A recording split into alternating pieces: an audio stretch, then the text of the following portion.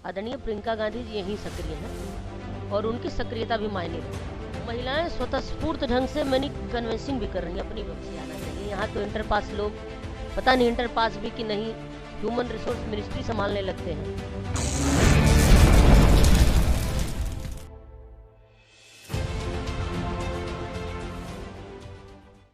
नमस्कार, प्रणाम। आप देखना शुरू कर चुके हैं आपका अपना चैनल जनतक और मैं अजय पटेल आपको उत्तर प्रदेश 2022 विधानसभा चुनाव की महाकवरेज यात्रा के दौरान पूर्वांचल के विभिन्न जिलों में पहुंचकर ग्राउंड जीरो पर प्रत्याशियों से यह आप तक संदेश पहुंचाने का कार्य कर रहा हूं कि कौन सा प्रत्याशी अपनी बात कितनी मजबूती से रख रहा है और उत्तर प्रदेश का मिजाज क्या है।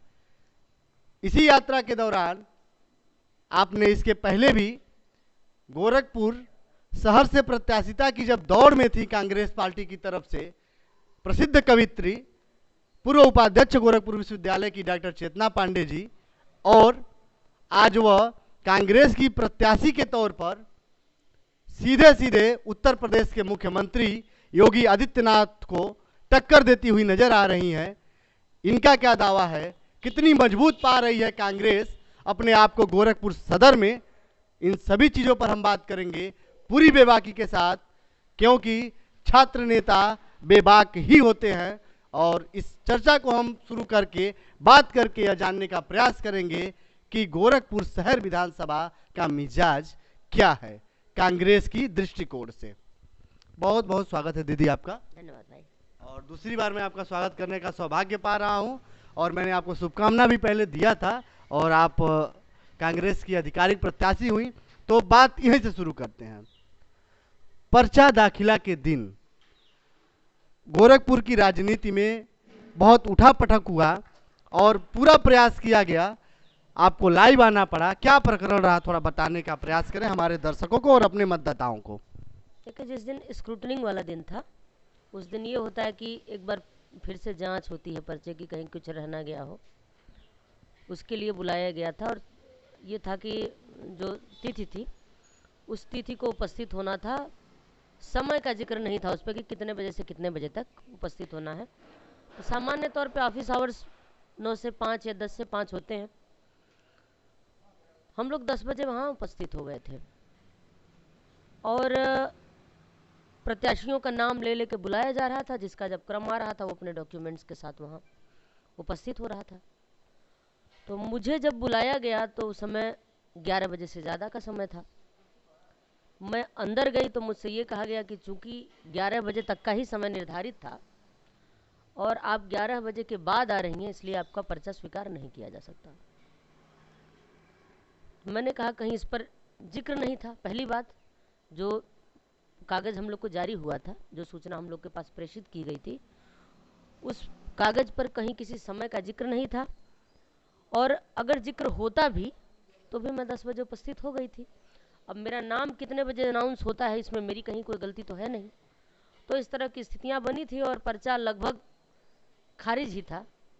लेकिन बाद में बहुत उसके लिए संघर्ष करना पड़ा, संगठन के स्तर पर भी व्यक्तिगत स्तर पर बहुत कुछ करना पड़ा। बाद में चूंकि हम लोग का पक्ष ठीक था, तकनीकी रूप से कहीं कोई गड़बड़ी नहीं थी, इसलिए प्रत्याशिता स्वीकार करनी पड़ी और अंततोगत्वा उसमें सफलता मिली। कांग्रेस के प्रत्याशी के तौर पर जब आप आम मतदाताओं के बीच में जा रही हैं, कौन से मुद्दे को लेकर जा रही हैं कि क्यों गोरखपुर शहर विधानसभा की जनता डॉक्टर चेतना पांडे को चुने, वर्तमान मुख्यमंत्री की अपेक्षा क्यों चुने? देखिए, जनता ने माननीय मुख्यमंत्री जी को लंबे समय से आजमाया है, लगभग 2.5 दशक, और विभिन्न भूमिकाओं में उन्होंने इस शहर में अपना काम किया है। मुख्यमंत्री तो वो हैं ही, इसके पूर्व सांसद रहे, ज़्यादातर विधायक आसपास में उनके ही लोग रहे, नगर निगम पर उनका होल्ड रहा, महापौर, पार्षद। तो जो पूरी व्यवस्था है, मुख्यमंत्री होने के पूर्व भी यहाँ की व्यवस्था उनके आसपास घूमती थी और मुख्यमंत्री होने के बाद तो खैर शीर्ष के नेता हैं प्रदेश के।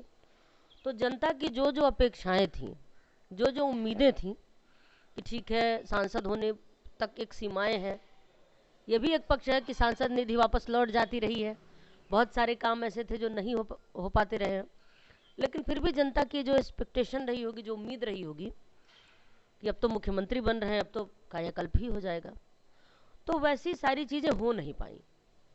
और ऐसे में अगर मुख्यमंत्री बनने के बाद फिर एक तरीके से आप कहें कि प्रदेश में सर्वशक्तिमान राजनीतिक रूप से, फिर विधायक बनने के बाद क्या परिवर्तन हो जाएगा, ये तो जनता विचार करेगी ना। ये तो सवाल उठता है कि अगर मुख्यमंत्री बन के तमाम सारी चीज़ें अधूरी रह गई, तमाम अपेक्षाएं पूरी नहीं हुई, तो फिर सामान्य विधायक बन के आप क्या कर लेंगे, ये एक सवाल है। व्यवस्थागत तमाम खामियां रही हैं और मुझे लगता है इस कार्यकाल के दौरान बतौर मुख्यमंत्री तमाम खामियां ज़्यादा हुई। जैसे जो कंस्ट्रक्शन हुए, उस प्रकार के कंस्ट्रक्शन में तकनीकी चीज़ों का ध्यान नहीं दिया गया। जल जमाव की समस्या यहाँ पहले से भी रही है, लेकिन इस कार्यकाल के बाद वो समस्या बढ़ गई। आपने देखा भी होगा, विशेष रूप से बारिश के समय में, और ऐसे भी आप तमाम मोहल्लों बारिश 1/3 शहर पूरा डूबा हुआ था। बिल्कुल डूबा हुआ था। और न केवल बारिश में, अब भी आप तमाम मोहल्लों में चले जाइए इस समय, तो नालियों की जो स्थिति है, पानी सड़क के ऊपर बह रहा है, और साफ सफाई को लेकर जो स्थिति है, आप अगर सत्ता के शीर्ष पर बैठे हुए हैं, प्रधानमंत्री आपके दल का, मुख्यमंत्री आप स्वयं, व्यवस्था से जुड़े हुए ज़्यादातर लोग आपके दल के, महापौर आपके दल के, पार्षद बहुत सारे आपके दल के, तो फिर कौन रोक रहा था कि इन सारी चीज़ों को ठीक कर लिया जाए। और ऐसा नहीं है कि कोई असंभव जैसा कार्य था, तमाम छोटी छोटी चीज़ें जो की जा सकती थी वो चीज़ें नहीं हुई। तमाम ऐसे लोग हैं, गोरखनाथ क्षेत्र की मैं बात कर लूँ, मैं वहाँ टहल रही थी, जिनकी ज़मीनें एक्वायर कर ली गई और उनको मुआवजा नहीं मिला। बड़ी समस्या बता रही हैं आप। समस्या है, और लोग इस चीज़ पे सहमत है कि चलिए थोड़ा बहुत चलता है। आप ये मान लीजिए कि हम बढ़ के बनवा लिया था, हमने सीढ़ियाँ बढ़ा ली थी, या नाली के लिए वो हो गया था, यहाँ तक ठीक है, लेकिन लंबा चौड़ा एरिया आप किसी का कर ले, एक सामान्य आदमी का, और उसको उसके बदले में कुछ न मिले, तो वो सरवाइव कैसे करेगा। अगर वो किसी की आजीविका का माध्यम हो, या किसी के आवासीय हो, किसी का कुछ भी हो, वो सरवाइव कैसे करेगा ऐसी परिस्थिति में। तो बहुत सारे लोग अंदर अंदर बहुत परेशान हैं। ये है कि एक दबाव है, चूँकि माननीय मुख्यमंत्री जी का शहर है और गोरखनाथ मंदिर के नाते एक आस्था का केंद्र भी है, तो लोग बोल नहीं पाते हैं मुखर होके, लेकिन अंदर ये बातें चल रही हैं और लोगों के भीतर पीड़ा है। और आस्था को धर्म में समेटना, आस्था को धर्म में समेटकर और राजनीति में ले आना, और राजनीति का जो तैयार करके कहा जाता है कि पकवान तैयार करके, मलाई तैयार करके चखना, आपको क्या लगता है भारतीय लोकतंत्र के लिए यह कितना सुखद है, अच्छा है या अच्छा नहीं है भारतीय लोकतंत्र के लिए? देखिए, भारत जो है, हमारा जो संविधान है, इस संविधान के अनुसार सभी जातियों को, सभी धर्मों को यहाँ सम्मान की दृष्टि से देखा जाना चाहिए, सबकी भावनाओं का सम्मान किया जाना चाहिए। और धर्म जो होता है वो व्यक्तिगत आस्था का विषय है। मैं पूजा करती हूँ, कोई नमाज पढ़ता है, कोई प्रे करता है, ये उसका अपना तरीका है कि जैसे उसको अपने अंदर संचार महसूस होता है उस शक्ति का। हर आदमी अपने ईश्वर को अपने ढंग से याद करता है, ये उसका अपना निजी तरीका है। इस विषय पर राजनीति नहीं होनी चाहिए, ये राजनीति का विषय नहीं है। मैं बार बार कहती हूँ कि रोटी, कपड़ा, मकान, स्वास्थ्य, शिक्षा, सुरक्षा, सम्मान, यही मूलभूत बातें हैं, और सारी जो चीज़ें हैं इन्हीं मूलभूत चीज़ों के अंतर्गत आ जाती हैं। तो जो जनप्रतिनिधि होता है, जो सरकारें होती हैं, जो व्यवस्था होती है, व्यवस्था को इन चीज़ों के बारे में सोचना चाहिए। यही महत्वपूर्ण मुद्दे हैं। धर्म को, जाति को, इन सारी चीज़ों को जब तक राजनीति में इस्तेमाल किया जाता रहेगा, मैं ये नहीं कहती कि धर्माचरण नहीं करना चाहिए। मैं भी पूजा करती हूँ, कोई नमाज पढ़ता होगा, कोई प्रे करता होगा। प्रश्न बनता है, राष्ट्रीय अध्यक्ष कांग्रेस पार्टी के श्री राहुल गांधी जी, उत्तर प्रदेश विधानसभा चुनाव में उनकी सक्रियता बहुत कम है, या कहें तो न के बराबर है। ऐसा क्यों? आपको कमी खल रही है कि राष्ट्रीय नेतृत्व के तौर पर उन लोगों का वैसा मार्गदर्शन नहीं मिल पा रहा है जैसा सपा के राष्ट्रीय अध्यक्ष श्री अखिलेश यादव जी जोर शोर से लगे हुए हैं, या भाजपा का एक छोटा कार्यकर्ता से लेके राष्ट्रीय अध्यक्ष तक लगे हुए हैं, तो इसे आप क्या देखती हैं? नहीं, समाजवादी पार्टी की जहाँ तक बात है तो उनका फोकस चूंकि एक ही राज्य पर है, तो अखिलेश जी स्वाभाविक सी बात है उत्तर प्रदेश में रहेंगे ही उनको, और कहीं वो आदरणीय राहुल गांधी जी का अन्य राज्यों में भी उनकी सक्रियता है, क्योंकि एक राष्ट्रीय दल है, वो महत्वपूर्ण नेता हैं। आदरणीय प्रियंका गांधी जी यहीं सक्रिय हैं और उनकी सक्रियता भी मायने रखती है। मेरे हिसाब से जो सबसे चर्चित फेस है समय यूपी का, किसी भी राजनीतिक दल का, जितना आकर्षण आदरणीय प्रियंका गांधी जी के प्रति है उतना शायद किसी अन्य के प्रति नहीं है, तो वो सक्रिय हैं। उसके बाद छत्तीसगढ़ के माननीय मुख्यमंत्री जी का आना जाना है, लगातार लगा हुआ है। सचिन पायलट जी आए थे, आदरणीय प्रियंका गांधी जी भी संभावना है कि 27-28 तारीख में वो यहाँ रहेंगी। तो फोकस है, अब चुनाव में व्यस्तताएं होती हैं सबकी, पूरे प्रदेश को समेटना होता है, तो एक ही विधानसभा पर केंद्रित नहीं रहा जा सकता, ये एक विषय है। लेकिन मुझे लगता है कि लोग आएंगे और इसका अच्छा प्रभाव हो जाएगा। आप एक महिला है, और जब आप कैंपेनिंग करने जा रही हैं महिलाओं के बीच में, मतदाताओं के बीच में, महिलाओं का कैसा रुझान मिल रहा है आपको? बहुत अच्छा रुझान मिल रहा है, और कैंपेन में जहाँ जा रही हूँ वहाँ तो समर्थन मिल ही रहा है, बड़ा आशीर्वाद मिल रहा है, बड़ों का जो मित्रवत है उनकी मंगल कामना मिल रही है।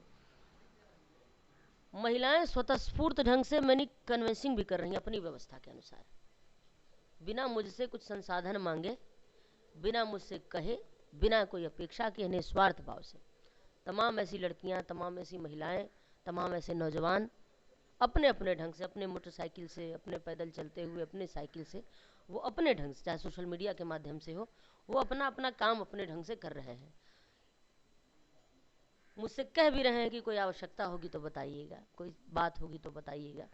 तो जब मामला इस स्तर पे आ जाता आपको है, तो जिस हिसाब से आप बता रही हैं, तो उस हिसाब से तो हमें नहीं लग रहा है कि आप 2022 का विधानसभा चुनाव लड़ रही हैं, कि आपके लिए लोग चल रहे हैं। यहाँ तो लोगों को चलाने के लिए व्यवस्थाएं दी जाती हैं, तो क्या देख रही हैं इसे आप?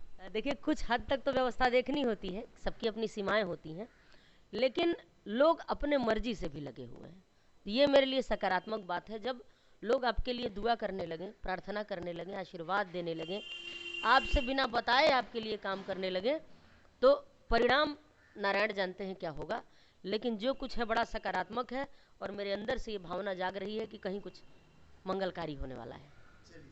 हमारी भी शुभकामनाएं आपके साथ है। हम आपसे आखिरी प्रश्न करेंगे, आप अपने आम मतदाताओं को, चूंकि 3 मार्च को मतदान होने वाला है, और जो भी दर्शक शहर विधानसभा से देख रहे हो या पूर्वांचल से लगभग कांग्रेस के समर्थित, या मतदाता आम जनमानस देख रहे हो, उन्हें आप क्या संदेश देना चाहेंगी, क्यों कांग्रेस को वोट करें मतदाता, आम मतदाता? देखिए, कांग्रेस को वोट इसलिए करें कि कांग्रेस ने अपने आरंभिक दिनों से, जब चुनाव लड़ने का भी सिलसिला नहीं था, उस दौर से ही देश के लिए महत्वपूर्ण काम किया है, आज़ादी की लड़ाई लड़ी है। और विगत 3 सालों की अगर आप यात्रा देखें कांग्रेस की, चुनाव के ठीक 3 साल पहले, तो जनहित के मुद्दों पर जितना कांग्रेस ने संघर्ष किया है, जमीन पर उतर के जितनी लड़ाई लड़ी गई है संगठन के नेताओं के द्वारा, आदरणीय प्रियंका गांधी जी के द्वारा, आदरणीय लल्लू भैया के द्वारा, हमारे सभी कार्यकर्ता, हम सभी के द्वारा जिस जिस तरीके से हमने अपना अपना योगदान किया है, उस योगदान के नाते पार्टी का ये नैतिक अधिकार बनता है कि उसे जनता का वोट मिले। और अगर व्यक्तिगत तौर पे आप चेतना की बात करें, जैसा कि मैं व्यक्तिगत परिचय में आपका देख रहा हूं, असिस्टेंट प्रोफेसर हिंदी साहित्य से रही हैं, और इसके पूर्व दैनिक के लिए मुखर रूप से आप पत्रकारिता से भी जुड़ी रही हैं, और हिंदी साहित्य से आपने पीएचडी किया है, बैचलर ऑफ जर्नलिज्म का भी कोर्स आपने किया है, संगीत से भी आपका लगाव रहा है, और अंतर्राष्ट्रीय स्तर पे आप गोरखपुर का नाम लेखनी में कवि के तौर पे, कवित्री के तौर पे आप फेमस हैं ही लोगों के बीच में। आपके 2 काव्य संग्रह भी प्रकाशित है, आपने एक पुस्तक का संपादन भी किया है। तो इस हिसाब से तो हमें जैसा लग रहा है कि और जितने प्रत्याशी हैं इनसे अधिक शिक्षा के मामले में, योग्यता पे तो आप ऊपर चल रही हैं। क्या मानती हैं? माँ सरस्वती की कृपा है, थोड़ा बहुत जो भी हो पाया है मैं प्रयास कर रही हूँ। बाकी जनता मूल्यांकन करेगी कि कौन कैसा है। आपने संकल्प लिया है, मैं उस पर बात करूंगा। जल जमाव की समस्या से आप मुक्ति दिलवाएंगी, ये आपकी प्राथमिकता में सबसे ऊपर है। आम जनमानस की समस्या के त्वरित निस्तारण के लिए सक्रिय प्रतिनिधियों का आप चयन करेंगी, जिसमें एक महिला एक पुरुष प्रतिनिधि मुख्य रूप से होंगे, ताकि महिलाएं अपनी समस्याएं सहजता से कह सकें। और अगर आप जीतती हैं, अगर आप यहाँ से एक रिकॉर्ड कायम करती हैं, तो इस संकल्प को सबसे पहले जनतक के माध्यम से अजय पटेल ही आपको याद दिलाएंगे। और आप, हमारी आशा है, उम्मीद भी है कि आप अपने संकल्प के साथ दृढ़ होंगी और संकल्पित होंगी। और आपने लिखा हुआ है कि मेडिकल कॉलेज व सदर हॉस्पिटल की स्थिति में आप और सुधार लाने का प्रयास करेंगी। सार्वजनिक स्थलों पर लड़कियों, महिलाओं की सुरक्षा के लिए आप विशेष प्रबंध करेंगी। और गोरखपुर में, सबसे मुख्य बात, गोरखपुर में साहित्य, कला और रचनात्मक कार्यों में युवाओं को प्रोत्साहन के लिए आप समर्पित प्रयास करेंगी।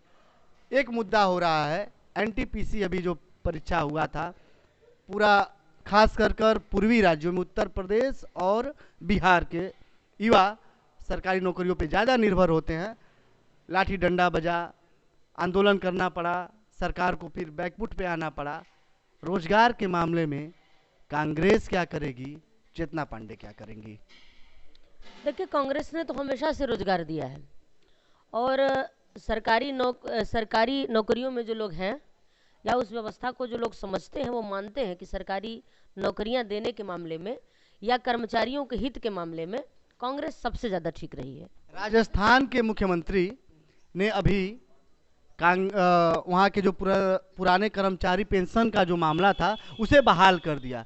क्या ये कोई उत्तर प्रदेश की चुनाव को देखकर किया गया फैसला है, या कांग्रेस अब इसी लीग पे चलने वाली है, कांग्रेस इसी सोच पे चलने वाली है? देखिए, कांग्रेस ने करके दिखा दिया है कि चूंकि हमने कर दिया इसलिए हम यहाँ भी कर सकते हैं। तो वादा करने से अच्छा है कि उदाहरण सामने रख दिया जाए। तो कांग्रेस ने वो काम किया है, तो उत्तर प्रदेश की जनता को समझना चाहिए कि अगर राजस्थान में वो चीज़ हो सकती है तो यहाँ पे भी हो सकती है। इसका आपके चुनाव पे सकारात्मक प्रभाव पड़ेगा? पड़ना चाहिए, बिल्कुल पड़ना चाहिए, क्योंकि करके दिखाया है। क्योंकि करके दिखाया है पार्टी ने, तो एक राज्य में अगर कर सकती है तो दूसरे राज्य में क्यों नहीं करेगी, क्यों नहीं करना चाहिए। और वो भी तब जब उत्तर प्रदेश एक बड़ी आबादी वाला राज्य है और लोकसभा चुनाव में भी असर पड़ेगा इस चीज़ का, तो पार्टी क्यों नहीं करेगी, क्योंकि उसको नेशनल लेवल पे उसको अपना प्रदर्शन भी सुधारना है। भारतीय जनता पार्टी के और भारत के गृह मंत्री, भारतीय जनता पार्टी के सक्रिय राजनीतिज्ञ, चाणक्य कहा जाता है, श्री अमित शाह जी के बयान को, 12वीं के बाद इंटर करने के बयान को आप किस नज़रिए से देखती हैं? नहीं, मैं किसी खराब नज़रिए से नहीं देखती हूँ। अब वो नहीं पढ़े होंगे, 12 इंटर नहीं किया हो, उनको पता ही नहीं होगा कि 12 क्या होता है, इंटर क्या होता है। तो मुझे सहानुभूति है ऐसे लोगों से। ये ज़रूर लगता है कि थोड़ा सा समझ बूझ के पढ़ लिख के आना चाहिए। यहाँ तो इंटर पास लोग, पता नहीं इंटर पास भी कि नहीं, ह्यूमन रिसोर्स मिनिस्ट्री संभालने लगते हैं, जहाँ से शोध छात्रों के लिए नियम बनते हैं। तो होने को तो यहाँ कुछ भी हो जाता है।